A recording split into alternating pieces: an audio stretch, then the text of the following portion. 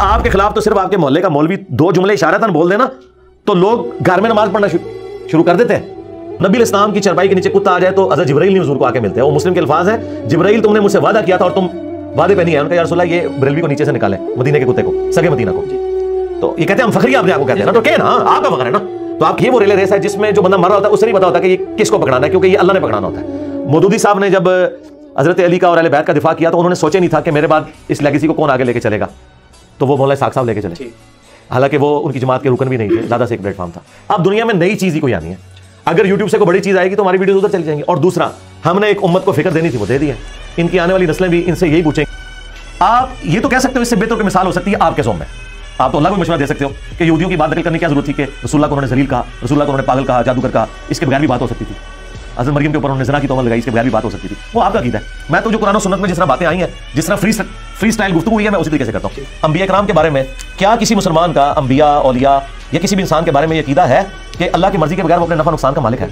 आप अल्लाह रसूल के ऊपर तो झूठ बांध रहे हैं कि इस तरह के अल्फाज इस्तेमाल नहीं कर सकते। ये सारे के सारे अल्फाज कुरान और हदीस में इस्तेमाल हुए।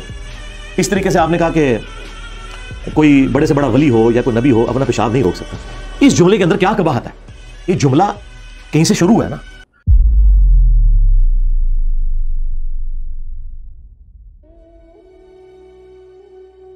आपने कभी सोचा था कि सुन्नी शिया की मस्जिद में नमाज पढ़ रहा है, शिया सुन्नी की मस्जिद में पढ़ रहा है, बरेलवी देवबंदी अहले हदीस फिरकों से लोग निकल के आए हैं, सब एक दूसरे के पीछे नमाजें पढ़ रहे हैं। पहले तो ये फिरके छोड़ते थे ना तो बाकायदा तकरीरें करते थे, मैंने ये फिरका छोड़ दिया, मैं इधर आ गया हूँ। और फिर जिधर वो पहले नमाजें पढ़ते थे उनको काफिर समझते थे और नए वालों को मुसलमान समझते थे। हमारे जितने स्टूडेंट्स हैं वो फिरके छोड़ के भी आए हैं, नमाजें भी उधर ही पढ़ रहे हैं, चंदे भी उनको दे रहे हैं, उन्हें मुसलमान भी समझ रहे हैं। कई मौलवी कह रहे हैं ये गुलाम मोहम्मद कादियानी दज्जाल ये कहता था कि मेरे हक में होने की दलील ये है कि सारे लोग मेरे खिलाफ हैं। तो इंजीनियर साहब भी ये कहते हैं। तो मैंने इनको कहा था अल्लाह के बंदो, मैं पढ़ा लिखा आदमी हूं, तुम जाहिल लोग हो, तुम्हारे बुजुर्ग भी जाहिल थे, तुम्हारा वास्ता उस वक्त भी अगर मेरे साथ पढ़ जाता तो तुम्हारे बुजुर्ग भी खत्म हो जाते जो मुझे अभी बाद में मारने पड़े। गुलाम मोहम्मद कादियानी दज्जाल जब ये बात करता था ना तो बाकी सबको काफिर समझता था। मैं अगर ये कहता हूं ना कि तुमने और तुम्हारे बुजुर्गों ने काम डाला है तो मैं तुम्हारे बुजुर्गों को भी मुसलमान समझता हूं, तुम्हें भी मुसलमान समझता हूं, और जो तुम्हारी जिंदगी मौत का मसला है चंदे वो भी तुम्हें देता हूं। ये कितना बड़ा फर्क है। ये दो 180 डिग्री, चाहे गोरे की अदालत में मेरा मुकदमा ले जाए, ये एक है। दूसरा, गुलाम मोहम्मद कादियानी दज्जाल वो तो अपनी किताबें और अपने मामला लोगों के सामने रखता था। मैं तुम्हारे सामने कुरान बुखारी मुस्लिम के तर्जुमे तुम्हारे रखता हूं और तुम्हें गलत साबित कर देता हूं, तुम्हारी किताबों से तुम्हें गलत साबित करता हूं, अपनी किताब कोई लिख के नहीं दी। तो मेरा उसके साथ क्या लेना देना? हाँ, तुम्हारे बुजुर्ग कोई करीब करीब उसके हो सकते हैं क्योंकि जितनी मट्टी प्लीद उसकी हुई थी ना उससे ज्यादा तुम्हारे बुजुर्गों की मैंने कर दी। चिश्ती रसूलुल्लाह, अशरफ रसूलुल्लाह को निकाल के। हाँ, आपके खिलाफ तो सिर्फ आपके मोहल्ले का मौलवी दो जुमले इशारतन बोल देना तो लोग घर में नमाज पढ़ना शुरू कर देते हैं। तो मेरी तो हिम्मत है, पूरी दुनिया के मौलवी मेरे खिलाफ बोल रहे हैं, मैं फिर आगे इधर जो इनकी बंजी ठोक के चला जाता हूं। मैं तो नहीं पीछे हटूंगा, मैं पीछे हटा तो ये मेरे सर पे चढ़ देंगे। मैंने इनको कहा कि तुम्हारी कब्रों के ऊपर विक्ट्री का निशान बना के मैंने बैठना है, तुम्हारे फिरकों की कब्रों के ऊपर इंशाअल्लाह ताला। जुमले जो होते हैं ना वो बातों को समझाने के लिए होते हैं। अगर आपने कोई डॉक्ट्रिन खड़ी करनी है ना तो फिर कुरान और सुन्नत के दलाइल में आप खड़ी करें, ठीक है। मसलन बुखारी मुस्लिम में है कि नबी इस्लाम के साहबा और आप इस्लाम एक मुहावरा इस्तेमाल करते थे, तेरी माँ तुझे रोए। इसका मतलब क्या है? अगर मैं कहूं कि तेरी माँ तुझे रोए, इसका मतलब यह है कि तू मर जा या तू गुम हो जा, तभी माँ रोएगी ना। आपकी शादी पे तो नहीं माँ ने रोना, बाद में बेशक रोती रहे, उस वक्त तो वो हो सकता है साथ डांस भी कर रही हो, अच्छा, और लुड़ियां भी डाल रही हो और ढोलकी पे भी बैठी हुई हो, अच्छा, तेरी माँ तुझे रोए। अगर नबी इस्लाम उनके साहबा ये मुहावरा इस्तेमाल करते हैं तो आप तो उनको भी मशवरा देंगे कि इससे बेहतर को मुहावरा इस्तेमाल करना चाहिए। टाइम क्या मतलब जवाब देना जिस गल का ना सोए तू। अच्छा, अगली गल सुनो, कुरान में लिखा हुआ है सूरतुल मुनाफिकून में कि अल्लाह ताला ने कहा कि यहूदी कहते थे कि जब हम इज्जत वाले मदीने में दाखिल होंगे तो इन जलीलों को वहां से निकालेंगे। नबी इस्लाम उनके साहबा को कहा जलील, किन्होंने कहा? यहूदियों ने। लेकिन अल्लाह ने उनकी बात को नकल किया। अल्लाह ताला इस बात को बगैर उस गुस्ताखाना जुमले को नकल किए भी तो बता सकता था ना। तो क्या अल्लाह पे फतवा लगाएंगे? जब आप काफिरों के रेफरेंस से कोई बात करते हैं ना तो फिर इस तरीके से होती है। ये काफिरों के रेफरेंस से बात की थी कि वो यार मैं जवाब तो मुकम्मल यार छोड़ देना, मैं बात मुकम्मल कर लगूं ना। आप पीएचडी थीसिस छेड़ रहे हैं और फिर मुझे कह रहे हैं मैं आपको नहीं सेटिस्फाई कर रहा, आप कैमरे में बैठे हुए हैं, मैंने आपको नहीं सेटिस्फाई करना, आपने कैमरे के सामने सवाल किया है तो ऑडियंस को मैंने सेटिस्फाई करना है कि ये बात क्या आपने अंडरस्टूड नहीं कर लेना एक बात को, ठीक है ना। आप इतना बड़ा एक इल्जाम लगा रहे हैं, मैं आपको अभी कह दूं कि आपने थोड़ी देर पहले चिश्ती रसूलुल्लाह कलमा पढ़ा और आप ईमान रखते हैं इस पे, तो आप तो मेरे पीछे बढ़ जाएंगे भाई किधर कहा मैंने ये नहीं कहा, मैंने तो कहा था ये गलत है, तो आप क्लैरिफिकेशन ये तो नहीं आप चुप करके साइड पे हो जाएंगे, मेरा ही मतलब नहीं। आपने एक पंगा लिया है तो वो भुगतेंगे आप। हाँ, तो वो जब आप ये बात कर जब सवाल का जवाब लेने बैठे ना, सवाल के जवाब में आप ये कहने के लिए तो नहीं बैठे कि ठीक है इस तरह तो नहीं होता ना, सवाल का मतलब है कि उसके बाद जवाब होगा। आप इतना बड़ा एक इल्जाम लगा रहे हैं, आप नबी इस्लाम के ऊपर इल्ज़ाम लगा रहे हैं कि उनको ये अल्फाज नहीं इस्तेमाल करने चाहिए, अल्लाह को ये अल्फाज नहीं इस्तेमाल करने चाहिए, आप अल्लाह रसूल के ऊपर झूठ बांध रहे हैं। मैं वो इंटरप्रिटेशन कर रहा हूँ ना इसका। आप उस बात को समझे ना कि जो आप बात कर रहे हैं, सवाल का मकसद ये है, आप आवाम को एजुकेट करना चाह रहे हैं ना। सर इतराज़ात है, मैं ग्राउंड लेवल पर। तो यार जवाब तो देने दो ना, आगे तो ना बोलो यार, बीच में क्यों रोक रहे हो? जवाब तो देने दो ना। सवाल के बाद ये तो नहीं सर ठीक हो गया, अगला बार वो सवाल का जवाब तो लो ना यार। ये तो नहीं होता कि आप सवाल करके तो साइड पे हो जाएंगे। एक बंदे को आप मुझे आपके सर आपका दियानी है और मैं आगे कहूं यार ये सर नहीं सर रहने दे, ये तो नहीं होगा ना यार। सवाल किया आपने, मुझे आपने काफिर कहा तो मैंने तो अपना इस्लाम साबित करना है। हाँ तो मैंने तो अपना इस्लाम साबित करना है ना। तो मैं बात कर रहा हूं ना, या तो आप ये सवाल ना करें, अगर आप सवाल करेंगे तो जवाब लें, और अगर आपने जवाब नहीं लेना तो फिर ठीक है, वो आपकी मर्जी। तो मैं सवाल का जवाब आपको दे रहा हूं कि आप अल्लाह रसूल के ऊपर जो झूठ बांध रहे हैं कि इस तरह के अल्फाज इस्तेमाल नहीं कर सकते, ये सारे के सारे अल्फाज कुरान और हदीस में इस्तेमाल हुए। इस तरीके से आपने कहा कि कोई बड़े से बड़ा वली हो या कोई नबी हो अपना पेशाब नहीं रोक सकता। इस जुमले के अंदर क्या कबाहत है? ये जुमला कहीं से शुरू है ना। शुरू इससे हुआ है कि ये लोग कहते हैं कि अब्दुल्ला शाह गाजी ने समुद्र रोका हुआ है। तो मैंने कहा था कोई बुजुर्ग अपना पेशाब भी नहीं रोक सकता। समुद्र रोकना अल्लाह की जिम्मेदारी है। आप अल्लाह के काम जब बुजुर्गों के मत्थे मारोगे तो आगे से ये जवाब आएगा इस किस्म का। आप ये तो कह सकते हो, इससे बेहतर की मिसाल हो सकती है आपके ज़ोन में। आप तो अल्लाह को मशवरा दे सकते हो कि यहूदियों की बात नकल करने की क्या जरूरत थी कि रसूलुल्लाह को उन्होंने जलील कहा, रसूलुल्लाह को उन्होंने पागल कहा, जादूगर कहा, इसके बगैर भी बात हो सकती थी। हज़रत मरियम के ऊपर उन्होंने ज़िना की तोहमत लगाई, इसके बगैर भी बात हो सकती थी। वो आपका अक़ीदा है। मैं तो जो कुरान और सुन्नत में जिस तरह बातें आई हैं, जिस तरह फ्री स्टाइल गुफ्तगू हुई है, मैं उसी तरीके से करता हूँ। अंबिया इकराम के बारे में क्या किसी मुसलमान का अंबिया औलिया या किसी भी इंसान के बारे में ये अक़ीदा है कि अल्लाह की मर्जी के बगैर वो अपने नफ़ा नुकसान का मालिक है? फिर बात खत्म होगी। कुरान में आया कि ईसा उनकी माँ रोटी खाने के मोहताज थे, तो क्या रोटी हज़रत ईसा से अफजल होगी? नहीं। फिर सूरतुल अनाम में आया कि अल्लाह खाना खुद नहीं खाता, तुम्हें खिलाता है। अल्लाह वो है कि जो खाना नहीं खाता और तुम वो हो जो खाना खाते हो, यानी अल्लाह ताला खाने का मोहताज नहीं है।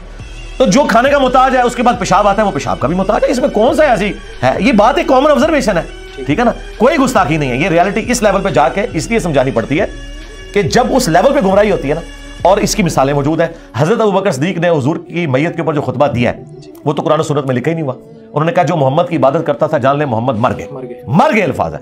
मुझे बताया साहबा में कौन हुजूर की इबादत करता था? कोई नहीं करता। तो साहबा पे झूठा इल्जाम हजरत अबू बकर ने क्यों लगाया? अगले वाले लोगों को बताने के लिए। बस हम भी आपको भी और अगलों को बताने के लिए कह रहे हैं कि तुम कह रहे हो बाबू ने सारा निजाम चलाया हुआ है और ये समुद्र रोका हुआ है। बाबा हो, पैगंबर हो, बड़े से बड़ा इंसान हो, ना वो अपने नफे का मालिक है ना नुकसान का मालिक है, ना वो अपनी नींद रोक सकता है, ना वो अपने आप को रोटी से आजाद कर सकता है, ना पेशाब से आजाद कर सकता है, ना मौत से आजाद कर सकता है। ये अल्लाह और मखलूक का फर्क है। और कुरान में तो यहां तक आया कि अगर अल्लाह इरादा करे ईसा को, उनकी मां को, सबको हलाक कर दे, अल्लाह का कोई क्या बिगाड़ लेगा? अब मुझे बताएं, शिर्क तो ईसाइयों ने किया था, अल्लाह ताला तो मिसाल हजरत ईसा की दे रहा है। ये कहते हैं जी अल्लाह दे सकता है, आप नहीं दे सकते। नहीं, अल्लाह ने हमें कहा है कुल फमन यमलिकु मिनल्लाहि शैआ, ऐ नबी तुम इनसे फरमाओ जवाब के तौर पर कि ईसा को खुदा बनाया हुआ है। अगर अल्लाह ईसा को, उसकी मां को, सारों को हलाक कर दे, वही सारे बुजुर्ग, बाबे, जिन्नात, फरिश्ते, अंबिया, अल्लाह का कोई बिगाड़ नहीं सकता कोई। तो ये चीजें मिसालें दी जाती हैं, हर दौर में नई मिसालें आएंगी। आज के दौर में आज की मिसालें आएंगी। अगर मैं आपको ये समझाऊं ना कि अल्लाह के पास एक हार्ड डिस्क है जिसमें आपके नामा अमाल सेफ है, जिस तरह के आपके मोबाइल के मेमोरी कार्ड में मेरी वीडियो रिकॉर्ड हो रही है। अब आप मुझे कहेंगे कुरान इसमें ये मिसाल कहां लिखी हुई है? भाई आज के दौर में जब फितने उठेंगे तो मैं आज के दौर की मिसालें बयान करूंगा, इसमें कोई गुस्ताखी वाला एलिमेंट नहीं। अच्छा, अब आ रहे वो आपने जुल्फों की बात की, वो बात मैंने क्या की है जरा उसमें मुझे बताएं ताकि हमें पता चले कि हमारे नौजवानों की जो कॉलेज और यूनिवर्सिटी से जो तालीम भी हासिल करते हैं तो उन बेचारों की अभी कॉमन सेंस भी उतनी डेवलप नहीं हुई, क्योंकि यहाँ पे तालीम है, तरबियत कोई नहीं है। क्या मैंने बात की थी वो जरा बताएं। आपने कहा था कि मैंने गेटअप अपनाया है ये लोगों के लिए बनाया था कि लोग दीन की तरफ आगे वो मुझ तरफ देखकर, और ये आपसे पूछा कि जुल्फे आपने रखी, ये दो सवाल हो गए। हाँ, जुल्फों के बारे में आपने बात की थी, वो दूसरी बात में आपने कहा जी जुल्फे जो रखी हैं ये भी मेरे को शौक से नहीं रखी है, इसलिए रखी है कि गेटअप है अपनाया हुआ है। और जुल्फे रखना कौन सी आसान है? जुल्फे रखना ऐसे है जैसे कुत्ता पालना। जुल्फे रखना ऐसे है? जी जी, कुत्ता पालना। जी जी, देखो गलत बात कर दी। ठीक है सर, मैं अपनी गलती तस्लीम करता हूँ। आप नहीं, आपके अलावा जितने उलमा, या रुक जाए, मैं बात आ गई ना, बस मैं जवाब दूंगा। ठीक, आपका सवाल आप समेत सारे लोग मेरे मुखालफीन के जुमले सुन के मेरे मुंह में डालते हैं, एक नुक्ते से मेरा मुजरिम बन जाता है जी। मैं तो कुत्ता पालने को जायज नहीं समझता। और कुत्ते तो तुम लोगों कहते हो, मदीने के कुत्ते हैं।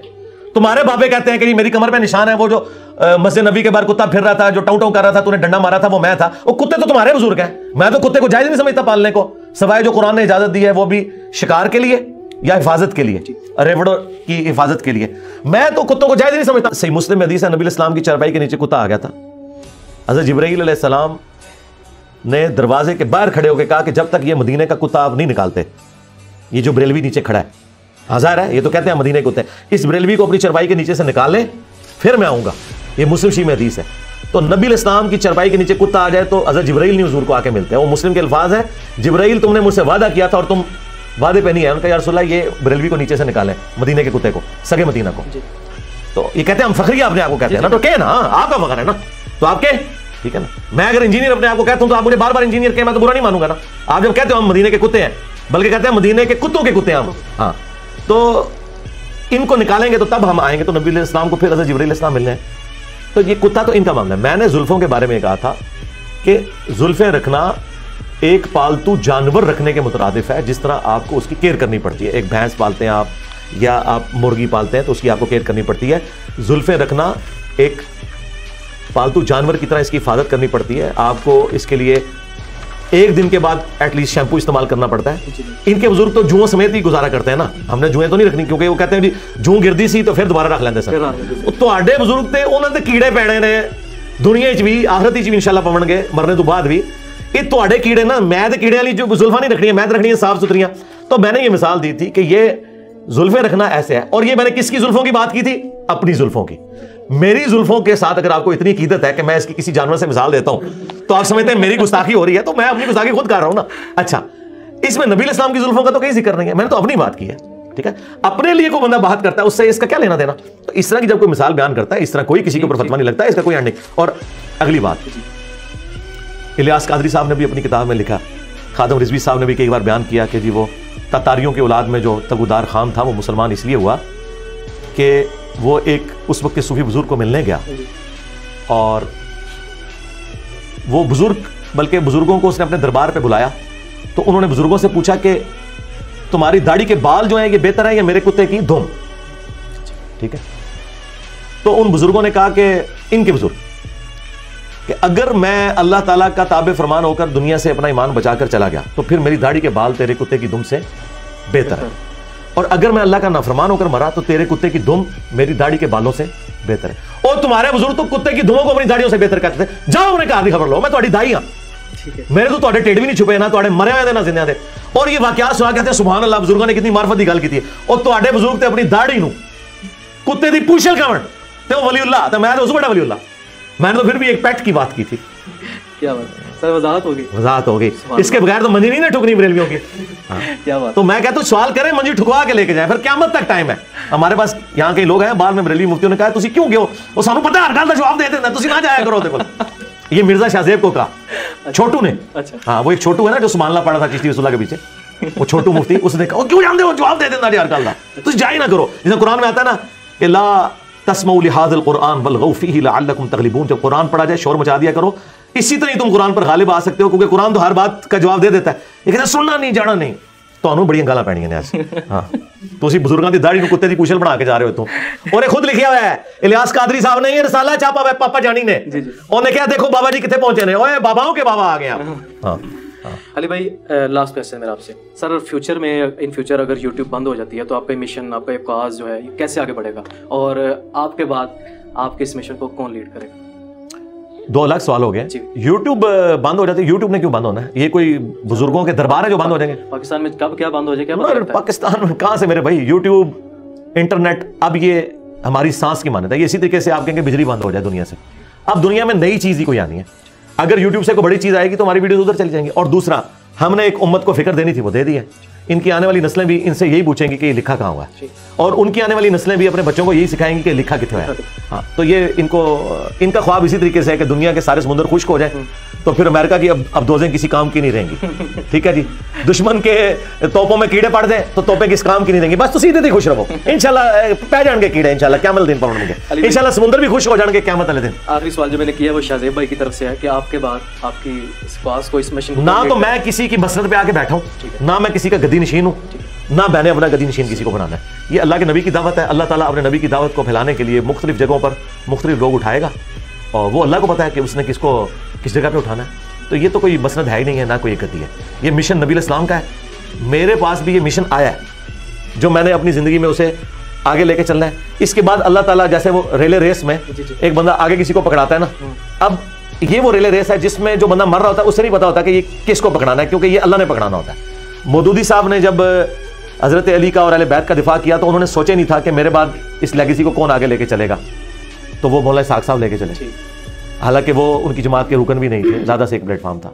मौलाना इसहाक साहब फौत हुए तो वाबी जश्न मनाना शुरू हो गए कि जी ये अब बात आवाज़ दब जाएगी। हालांकि मौलाना इसहाक की वीडियोस उनकी वफात के बाद ज़्यादा देखी जा रही है। हाँ, तो अगली बात यह है कि अब कोई फौत होता ही नहीं भाई।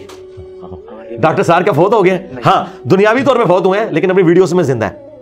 इस वजह से नहीं कि उनकी जमात लेगेसी लेके चल रही है, नहीं, डॉक्टर इसरार साहब का कद काट उनकी जमात से बड़ा है, जैसा तारिक जमील का कद काट जो है तबलीगी जमात से बड़ा है।